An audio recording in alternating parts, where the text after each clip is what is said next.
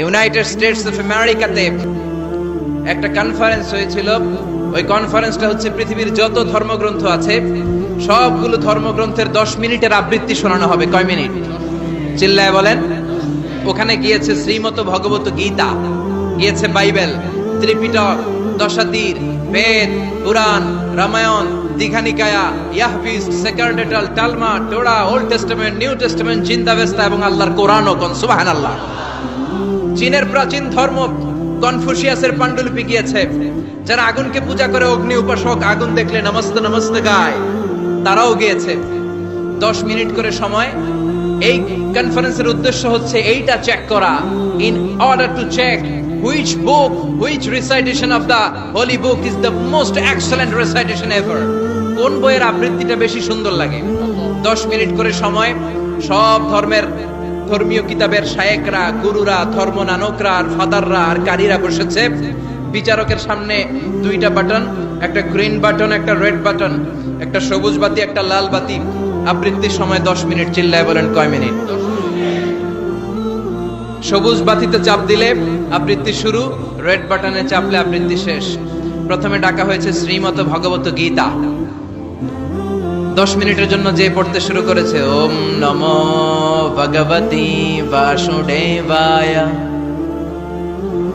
10 minute পড়েছে। পড়ার পরে বিচারক রেড বাটনে প্রেস করেছে, সময় শেষ, নেমে গিয়েছে। এরপরে ডাকা হয়েছে ত্রিপিটক, বিনয় পিটক, শাম পিটক, অভিধর্ম পিটক মিলে 3টা পিটক।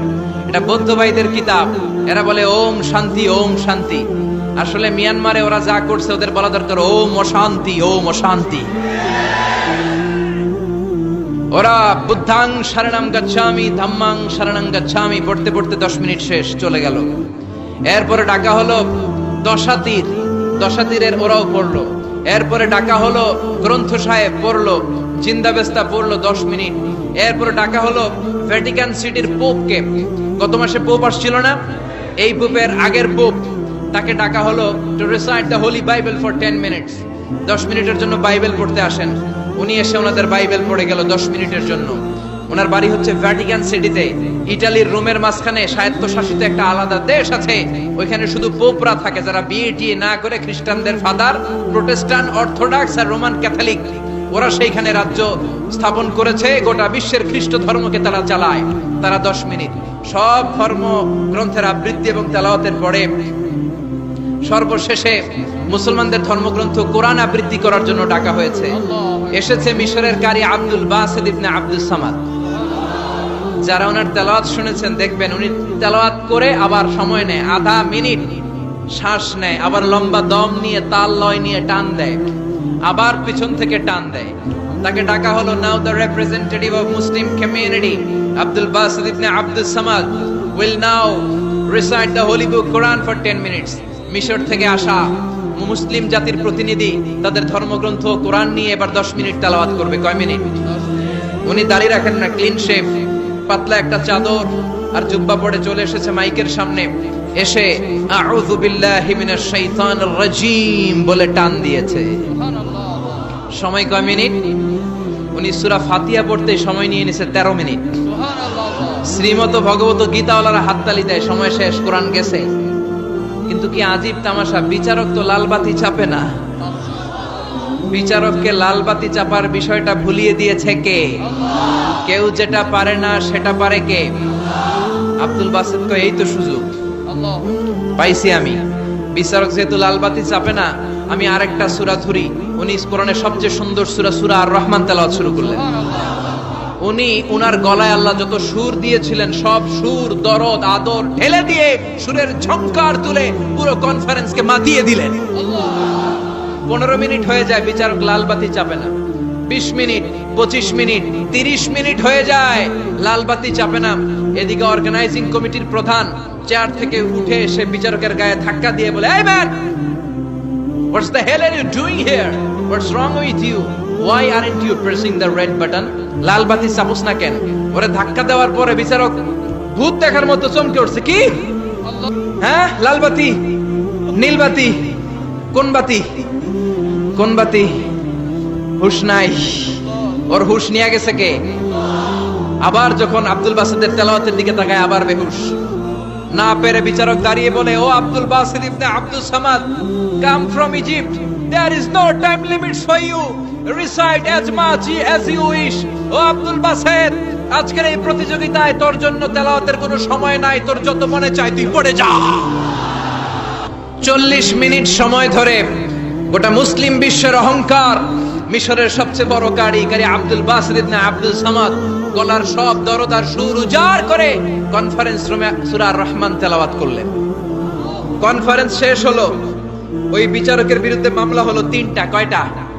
যেহেতু আন্তর্জাতিক কম্পিটিশন, আন্তর্জাতিক আদালতে মামলা, সুইজারল্যান্ডের দি হেগে মামলা। হ্যান্ডকাফ পরিয়ে বিচারককে নেওয়া হয়েছে।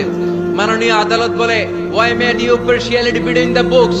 You have given to Bible 10 minutes, you have given to Srimata Bhagavata Gita 10 minutes, you have given to Tripitaka 10 minutes, why have you given extra 30 minutes for Quran? সব ধর্মগ্রন্থরে 10 মিনিট দেওয়ার কথা, বাইবেলরে দিলি 10, শ্রীমত ভগবত গীতারে দিলি 10, ত্রিপিটকরে 10, কোরআনরে অতিরিক্ত 30 মিনিট, মানে আগের 10 আর 30 মিনিট 40 মিনিট দিলি কেন? বিচারক বলে, অনারেবল জাজ, I have a humble question to you. মাননীয় আদালত, আমার একটা বিনয়ের প্রশ্ন আছে। আদালত তো টাসকি খেয়ে গেছে, কি রে আমার এবার প্রশ্ন করে কেন? বিচারক বলে, আমার প্রশ্ন হচ্ছে, বিচারক তো আমি নিজে হই নাই, জাজ তো আমারে আপনারাই বানাইছেন। আমি তো ওদেরকে 10 মিনিট দিছি, ঠিক কি না?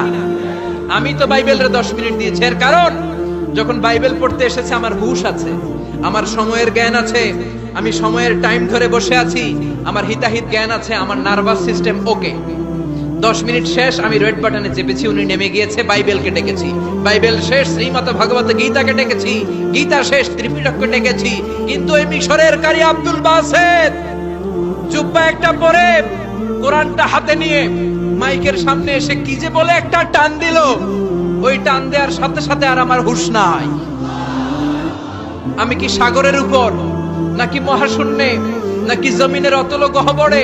আমি কোথায় বসে আছি, আমি কোথায় দাঁড়িয়ে আছি, আমি নিজেই জানি না। আমার সময়ের কোনো জ্ঞান নাই, আমার হিতাহিত বুদ্ধি নাই, আমার নার্ভাস সিস্টেম ফল ডাউন করেছে, আমার শরীরে ভাইব্রেশন শুরু হয়েছে, কাঁপুনি শুরু হয়েছে।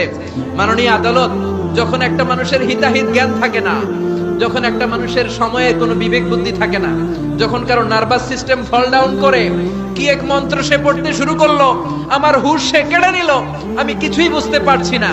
যখন আমি আমার সাথে নাই, যখন আমার হুঁশ নাই, যখন আমার নার্ভাস সিস্টেম ফল ডাউন করেছে, এরকম একটা পরিস্থিতিতে যখন আমি medically unfit, how can I press the red button, you answer me? কেমন করে আমি লাল বাতি চাপবো, তুমি বলো। প্রিয় ভাইয়েরা, আপনারা যারা আইন নিয়ে পড়াশোনা করেন তারা জানেন, কেউ যদি মেডিকেলি আনফিট থাকে তার কোনো বিচার হয় না, ঠিক কিনা? পাগল খুন করলেও বিচার নাই, ঠিক কিনা? সে কোরআনকে অতিরিক্ত সম্মান দেওয়ার কারণে সর্বশেষে এই বিচারকের কোনো বিচারই হয় নাই। বেকসুর খালাসের ব্যবস্থা এই বিচারককে করে দিয়েছে কে?